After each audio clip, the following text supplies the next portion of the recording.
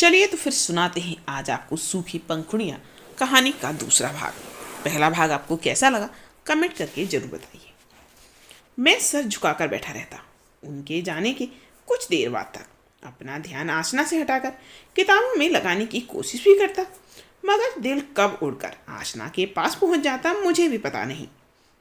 उन दिनों एक और एग्जाम का रिजल्ट आया और मेरे ग्रेड और भी नीचे आ गई। मैं घबरा गया और इस बार तो मेरी हिम्मत ही नहीं हुई कि मार्कशीट को ले जाकर पिताजी को दिखाऊं।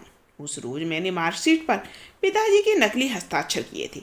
जरा सी आंख में ग्लानि भी हुई, थोड़ी सी शर्म भी आई, मगर एक बार फिर से इश्क हावी हो गया था। ये इश्क मुझे बदलता जा रहा था। इस बार के वाहियात रिजल्ट के बाद मैंने ठान लिया था अब तो आशना के मन की बात जाननी ही पड़ेगी, वरना यूं ही बेवजह बर्बाद होता चला जाऊंगा और उसके दिल पर किसी और का कब्जा हो जाएगा। अचानक उस क्लास मॉनिटर की शक्ल मेरे जहन में कौंध गई। उफ, इस ख्याल से ही मेरा दिल बैठने लगा। आशना के लिए अपनी मोहब्बत अब मुझे तकलीफ देने लगी थी। अब मुझे मरहम चाहिए था, अपने लिए उसकी मोहब्बत का मरहम।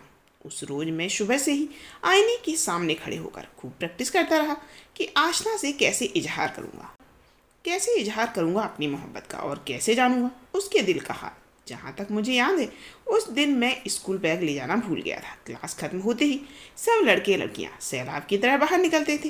मैंने अक्सर देखा था कि आशना सब्र के साथ अपनी बेंच पर बैठी रहती और सबसे आखिर में निकलती थी। उस रोज मैं भी अपनी बेंच पर बैठा रहा और सबके बाहर निकलते ही आशना के सामने जाकर खड़ा हो गया। वो मुझे यूं ही सामने देखकर बड़ी बुरी तरह चौंक गई। उसके हाथ से किताब गिर गई और उसमें से सुर्ख लाल गुलाब की सूखी पंखुड़ियाँ भी निकल कर बिखर गई। मैं उसका चेहरा ताकने लगा। वो मुझे देख रही थी बिना पल के झपकाए, कुछ घबराई सी। किसी फिल्म के सीन की तरह हम एक दूसरे को देख रहे थे। उसकी आंखें कुछ कहती सी लग रही थी। मुझे उसकी मोहब्बत का कुछ यकीन सा होने लगा था। तभी क्लास मॉनिटर यानी मेरे रकीब की आवाज़ सुनाई दी। क्या हुआ आशना, जल्दी चलो। मेरा खून खौल उठा। मैंने चुपचाप पंखुड़ियाँ बीनकर उसके हवाले कर दी और बिना कुछ कही सुने क्लास से बाहर निकल गया।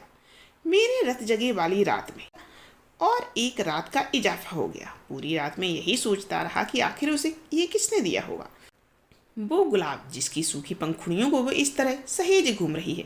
मेरा दिल टूट गया था। मेरे इश्क का सफ़र अपनी मंजिल नहीं पा सका था।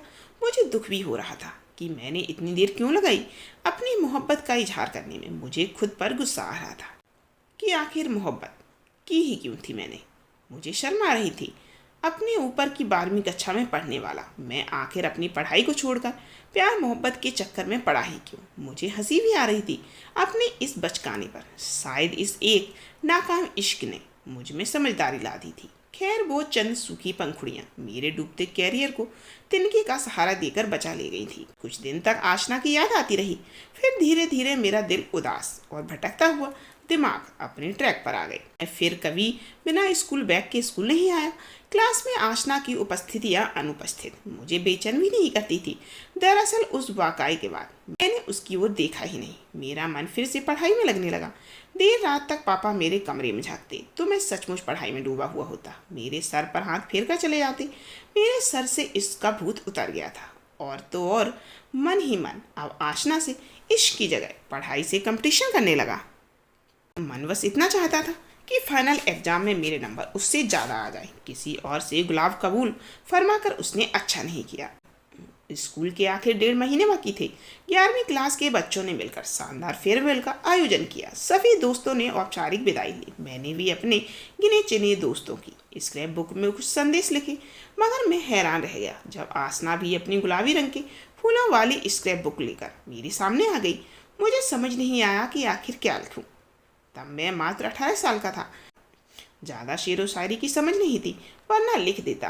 अब के हम बिछड़े तो शायद कभी ख्वाबों में मिले, जिस तरह सूखे हुए फूल किताबों में मिले।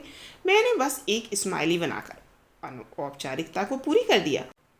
एग्जाम के लिए 15-20 दिन बाकी थे। क्लासेस खत्म हो चुकी थी। मैंने खुद को पूरी तरह पढ़ाई में डुबो लिया और खूब मेहनत करने लगा। मन के भटकने के लिए कोई कारण ही नहीं था। इसीलिए जब नतीजा आया तो मैं खुशी से उछल पड़ा। मैंने स्कूल में टॉप किया था। उस रोज हम सब स्कूल पहुंचे, एक दूसरे से रिजल्ट पूछते रहे। आसना का रिजल्ट बहुत बुरा आया था। वो बमुश्किल पास हो पाई थी। उसका उदास चेहरा देखकर अचानक मेरी खुशी भी काफुर हो गई। न जाने क्यों उससे ज़्यादा नंबर पाकर मैं बिल्कुल खुश नहीं था।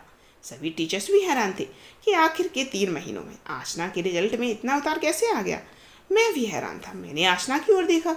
उसकी पलकों के किनारे भीगे हुए थे। मेरा मन भी भीग गया। जिस इश्क से मैं खुद को अलग कर चुका था वो मुझे फिर अपने शिकंजे में कस रहा था। मैं आशना का उदास चेहरा देख नहीं पा रहा था।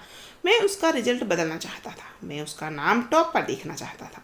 मैं उसके रिजल्ट से अपना रिजल्ट बदलना चाहता था। मैं पहली बार उससे सीधे बात करने पहुंच गया। आशना, हमारा रिजल्ट इतना खराब क्यों है? कैसे? मन ही नहीं लगता है पढ़ने में। और तुम्हारा रिजल्ट इतना शानदार। पूछते हुए वो हल्का सा मुस्कुराई थी। हाँ, आखिरी दिनों में बड़ा मन लगाकर पढ़ाई की थी। मैंने डरते डरते जवाब दिया, जैसे मन लगाकर पढ़ना कोई गुनाह हो। तुम्हारा मन पढ़ने में क्यों नहीं लगता था? मैंने हिम्मत करके पूछ लिया। उसने जवाब नहीं देकर एक सवाल किया। जिस दिन वो गुलाब की बिखरी पंखुड़ियाँ तुमने बीनकर मुझे दी थी, उस दिन तुम क्या कहना चाहते थे? वो पंखुड़ियाँ मैंने तुम्हें नहीं दी थी, वो तुम्हारी किताब से गिरी थी। मैंने मौका देखकर उल्हाना ही दे डाला और उस कमबख्त सूखे गुलाब ने मेरी लाइफ चौपट कर दी थी। मेरी हिम्मत फिर बढ़ने लगी थी। हाँ, मगर तुम्हारा रिजल्ट तो सुधर गया, उसने संजीदगी से कहा। पर तुम्हारा किसने बिगाड़ दिया? मैंने उसको फिर कुरेदा। उन्हीं पंखुड़ियों ने जिन्हें मैंने कब से तुम्हारे लिए सहेज रखा था। पर हाँ, मुझे अफसोस नहीं है, उसने धीरे से कहा। किस बात का? रिजल्ट बिगड़ने का। मैंने हैरानी से पूछा। नहीं, तुमसे कम मार्क्स लाने का। वो फिर मुस्कुरा रही थी। उन सूखी पंखुड़ियों पर मेरा ही हक था। इस ख्याल से ही मेरा दिल जोरों से धड़क गया। मैं भी मुस्कुरा दिया। मुझे आशना से फिर इश्क हो चला और किस्मत ने इस बार मेरा रिजल्ट, मेरा कैरियर दांव पर नहीं लगा और इश्क भी एक तरफा नहीं था।